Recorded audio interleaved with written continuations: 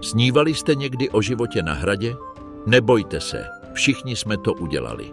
Na jedné straně jsou ti, kteří sní o krásných hradech z Disney filmů, o jejich obrovských hostinách a tancích. Mezitím jiní nechávají svou představivost volně plynout a představují si, že brání celé království před obléháním nebezpečných nepřátel. Ale pravdou je, že většina hradů je kombinací obou těchto věcí. Ačkoliv nedosahovaly úrovně Disneyho, středověké hrady nebyly jen luxusní obydlí své doby, ale také skutečné pevnosti určené k ochraně regionů a obraně šlechty i obyvatel před nájezdy nepřátel. Přesto obrana hradu v době války nebyla jednoduchý úkol. Pokud byla mohutná kamenná stavba postavena pro vojenské účely, muselo se brát v úvahu mnoho klíčových faktorů. Začínalo se volbou správného geografického umístění hradu. Obvykle se stavěl na místech, odkud bylo možné lépe kontrolovat obchodní cesty nebo hranice, jako jsou údolí, soutoky řek nebo přístavy.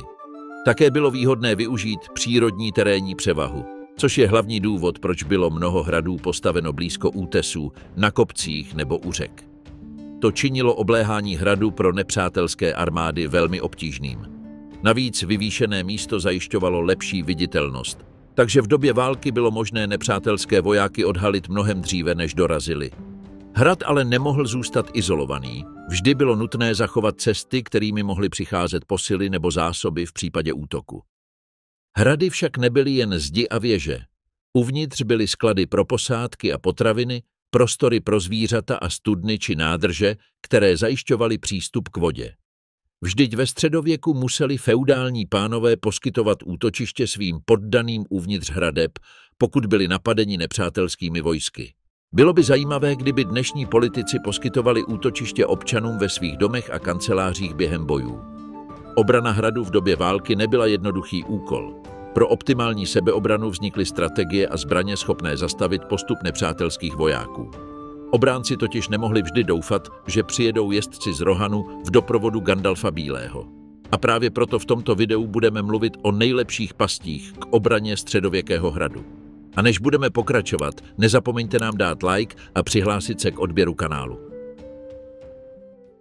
Představte si, že jste středověký voják se špatnou stravou a špatně vyzbrojený, který už několik dní pochoduje se svými spolubojovníky, aby obléhal nepřátelský hrad.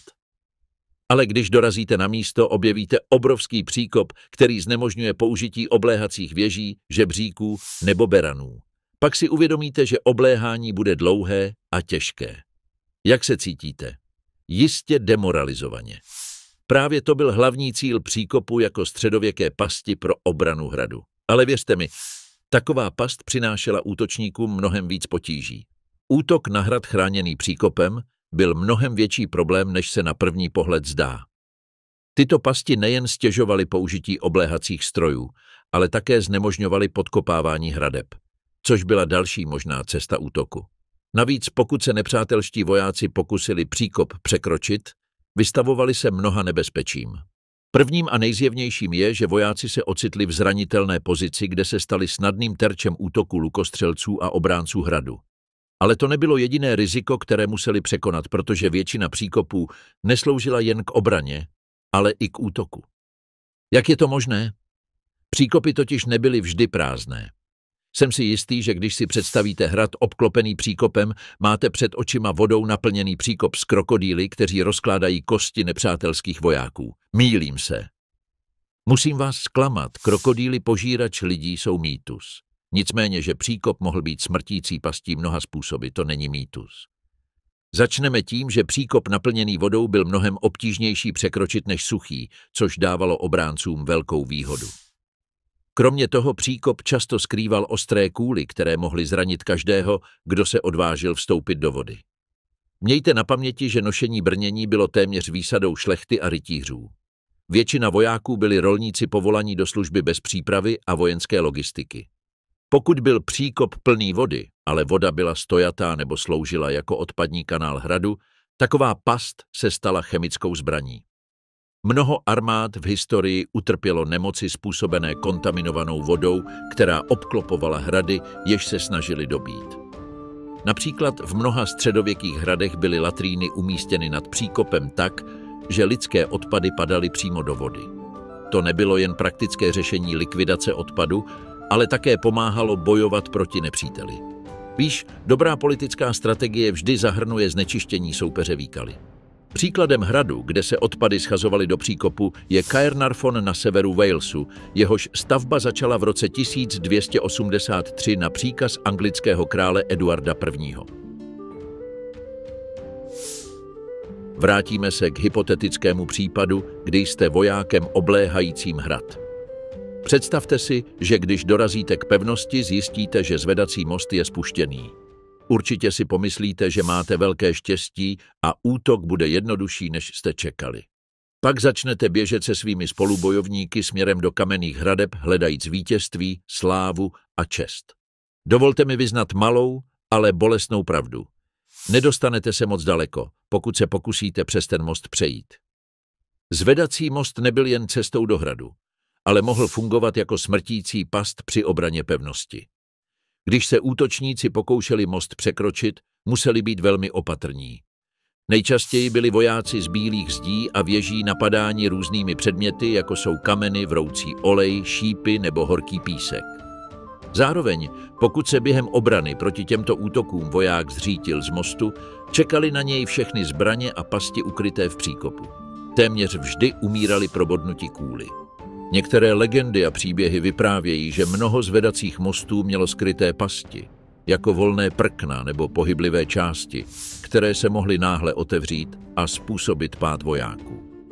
Nejnebezpečnější past však nebyla na mostě, ale na jeho konci. A mnoho vojáků ve středověku překonalo nebezpečí zvedacích mostů, aby pak, když se chystali vstoupit do hradu, viděli, jak jim cestu zastavují padací mříže. Ty nebyly ničím jiným než železnými nebo dřevěnými tyčemi, které šly rychle spustit a zablokovat tak průchod nepřátelským silám. Byly umístěny za mostem a pokud byl most spuštěný a útočníci se pokoušeli přes něj přejít, mříž se mohla spustit a uvěznit je mezi mostem a hlavní branou. Použití padací mříže nabízelo obráncům hradu mnoho možností. Za prvé, nejen bránilo vstupu nepřátelských vojáků, ale pokud se mříž spustila velmi rychle, mohla zranit nebo i zabít nějakého nepozorného vojáka, který právě přecházel. Navíc pokud obránci spustili mříž a zvedli most, útočníci zůstali uvězněni v malém prostoru, kde na ně bylo snadné házet vroucí olej nebo šípy a zničit je všechny. Nakonec bylo někdy dovoleno, aby určitý počet nepřátelských vojáků vstoupil do hradu, než byla mříž spuštěna. Tím byla nepřátelská armáda rozdělena na dvě skupiny, jednu uvnitř hradu a druhou venku. To obráncům umožňovalo nejdříve bojovat s menší a lépe ovladatelnou skupinou uvnitř a poté se postarat o vojáky, kteří zůstali venku. Tímto způsobem potvrzujeme, že skončit za mřížemi nikdy nebylo nic pozitivního v žádné etapě lidských dějin. I přes účinnost příkopů a zvedacích mostů se někdy ukázaly jako nedostatečné k tomu, aby udrželi statečné a odhodlané armády mimo hrad, a proto 9 z 10 středověkých architektů doporučovalo používat vnitřní pasti. Jednou z nejpoužívanějších byly falešné vchody a chodby. Chcete-li vědět, co tyto pasti obnášely? Pamatujete, jak vám maminka, když byla naštvaná, říkala, ať jdete za ní, že všechno bude v pořádku, a přitom mluvila sladkým hlasem, ale vy jste tušili nebezpečí? Koncept falešných vchodů byl stejný. Obvykle se nacházeli na málo hlídaných nebo snadno přístupných místech hradu, což nepřátele lákalo k vstupu. Jakmile ale překročili práh, byli přepadeni obránci hradu. Ano, stejně jako vás maminka přepadla, když jste udělali chybu a šli za ní. Ačkoliv nebyly ve všech hradech, tyto pasti byly velmi ceněny jako součást obranného arzenálu. Mezi jejich mnoha výhodami byla taktická zmatenost a zmatek, které způsobovaly nepřátelům neznajícím hrad. Zároveň snižovaly náklady na obranu, protože nebylo potřeba tolik vojáků, pokud se nepřítel zmátl a uvízl díky designu stavby. Opevněné paláce a větší hrady často měly varianty těchto obran, protože umožňovaly zmást a demoralizovat nepřátelské jednotky. Mezi nejvýznamnější pasti patřily propadlé podlahy. Pokud nepřátelský voják vstoupil na dlaždici nebo padací dvířka, propadl do příkopu, který, jak jsme zmínili dříve, býval často plný kůlů a dalších zbraní schopných prorazit tělo člověka. Jindy byla past falešným schodištěm vedoucím do slepé chodby nebo do komory smrti. Jakmile byli nepřátelští vojáci uvězněni, byli napadeni vroucím olejem nebo horkým pískem z chora nebo šípy a kopími skrze otvory ve zdech. Navíc vždy existovala možnost, že tyto chodby vedly útočníky přímo do spárů vojáků nebo lukostřelců hradu, kde byli brutálně zabiti. Všechny tyto obranné metody měly za cíl eliminovat co nejvíce vetřelců a získat čas během boje. Obě věci měly ve středověku velkou cenu. Není náhoda, že hrady jako anglický Dover, slovinský Predjama a mnoho dalších středověkých staveb ve Francii a Německu přizpůsobili své obrany, aby tuto taktiku během obléhání využívali. Zkusil jsi někdy vynést těžký nábytek po točitých schodech? Pokud ano, jsem si jistý, že to bylo docela obtížné. Právě tohle chtěli feudální pánové ve středověku, aby jejich hrady bylo těžké napadnout. A to je důvod, proč byly točité schody ve středověku tak běžné, protože stěžovali postup nepřátelských vojsk dovnitř pevnosti. Stejně jako dnes je složité nést nábytek po točitých schodech, tak bylo ve středověku těžké v nich bojovat. Ačkoliv se zdály být jen estetickým prvkem hradu, jejich geometrie vycházela z aktivních i pasivních obranných strategií.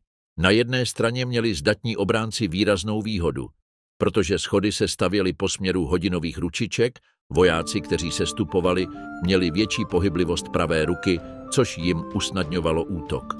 Naproti tomu útočníci, většinou praváci, byli tlačeni ke stěně na vnitřní straně schodů, což jim stěžovalo pohyb meče. Ale to nebyla jediná výhoda, kterou tento typ konstrukce nabízel. Kromě toho, co jsme už zmínili, točité schody, zvláště pokud byly umístěné venku, narušovaly formace útočníků. Vojáci nemohli postupovat v hromadě ani běžet s větším rozběhem, aniž by si překáželi, což je opakovaně vystavovalo útokům obránců na vyšších místech. To zpomalovalo postup útočníků a umožňovalo menší skupině obránců čelit početně silnějšímu nepříteli. Prostě na točitých schodech bylo možné vše, kromě toho, aby se na ně vynesl nábytek. Z tohoto důvodu mnoho valeských, francouzských a dokonce i japonských feudálních pánů nařídilo stavbu takovýchto konstrukcí, protože byly pro ně stejně nepohodlné, jako by byly pro jejich nepřátele, kdyby si troufli je napadnout. Ale pokud si jedním z těch lidí, co mají hodně nepřátel, pamatuj, že jen v USA zemře každý rok více než 10 000 lidí při nehodách na schodech a že točité schody tuto pravděpodobnost zvyšují. Takže si to rozmysli dvakrát, než si takové doma postavíš. Pamatuj, že lepší je předcházet než tisíce ptáků v letu. Během tohoto videa si jistě všiml, že mnoho středověkých pastí, o kterých jsme mluvili, nejenže způsobovalo škody a ztráty nepřátelským vojskům, ale některé mohly také vyvolat demoralizaci a strach. Ano, mnohdy feudální pánové a králové vědomě nařizovali stavět pasti, které měly vyvolat strach, nejistotu, rozptýlení a nedůvěru u svých nepřátel. Proto se mnoho hradů stavělo s přehnanými rozměry, protože příliš vysoké věže, dvojité hradby a konstrukce vyvýšené více, než bylo nutné, dělali nepřátele malými a bezmocnými. Dále bylo důležité navodit dojem, že obránců je mnoho. K tomu se používaly prázdné zbroje rozmístěné na různých místech, jako by to byly strašáky. Také se používal oheň a kouř k zakrytí skutečného počtu obránců. Uvnitř hradů se pak stavělo mnoho dveří, labyrintů, šikmých ramp a chodeb, které nikam nevedly nebo měly za cíl zmást a mentálně unavit nepřátelské vojáky. To jim zabíralo čas, rozdělovalo je a vyčerpávalo, což usnadňovalo obranu. Nebyly neobvyklé chodby, které donutily vetřelce chodit pořád dokola. Mezitím byli vystaveni neustálým útokům obránců hradu, kteří jednoho po druhém ničili vojáky a odstraňovali hrozbu. V mnoha těchto úzkých místnostech a chodbách se také zesilovaly zvuky kopyt, výkřiky nebo kroky vojáků. To vyvolávalo dojem, že jsou napadáni z jiného místa, což podkopávalo jejich morálku a způsobovalo paniku. Všechny tyto psychologické pasti nakonec unavily nepřítele emocionálně a donutili ho dělat drahé chyby. Někteří, přemoženi vážností situace, byli schopni se vzdát předčasně a stáhnout se ještě před začátkem bitvy. Kombinace těchto středověkých pastí, smrtících i psychologických, spolu s odvahou a vojenskými schopnostmi obránců, činila dobytí hradu pro jakoukoliv armádu velmi obtížným úkolem. Nezáleželo na tom, jak dobře byli vojáci vyzbrojeni, ani že převyšovali nepřítele v poměru 100:1. Během středověku mnoho hradů odolávalo dlouhé období nepřetržitého obléhání. Příkladem je Anglie v roce 1215 během první války baronů. Tento konflikt byl ozbrojeným povstáním několika anglických baronů proti králi Janu Bezemkovi. Tento král byl také znám jako princ Jan, archnemezis slavného Robina Hooda a jeho veselých mužů, kteří byli jako Avengers středověké Anglie. Problém byl, že stejně jako v legendě o Robin Hoodovi, Jan Bezemek byl krutý a despotský panovník, který neustále zvyšoval daně. To ukazuje, že nebyl záporák, ale politik před svou dobou. Z těchto důvodů mu mnoho významných šlechticů a rytířů požadovalo podepsání Magna Carty, která jasně omezovala královskou moc. Ačkoliv ji Jan nejprve podepsal, pokračoval ve stejném chování, což vedlo k povstání. V tomto kontextu vypukly velké bitvy, například obléhání hradu Rochester na podzim roku 1215. Sám král Jan přišel s několika tisíci muži a obléhacími stroji dobít hrad, který bránilo asi 400 mužů vedených Williamem Daubinim a arcibiskupem Stephenem Langtonem. Jan zaútočil se všemi silami na hrad. Dokonce nařídil vyhloubit tunel pod jihovýchodní věží a pak zapálit požár pomocí vepřového sádla jako paliva. Tento manévr způsobil zřícení věže, ale nezlomil odhodlání Daubiniho a jeho mužů, kteří statečně odolávali 7 týdnů. Jan Bezemek nemohl vojensky porazit muže, kteří bránili hrad Rochester, ale ti nakonec museli kapitulovat, když jim došlo jídlo. Král nařídil jejich popravu, ale nakonec pod politickým tlakem některým obráncům život ušetřil. Hrad však zůstal důkazem jeho vojenského selhání a proto jej nechal zbourat, aby v budoucnu nemohl být použit vzbouřenou armádou proti němu. Zkrátka, zdá se, že třetí prasátko mělo pravdu. Velké kamenné domy jsou ty nejodolnější.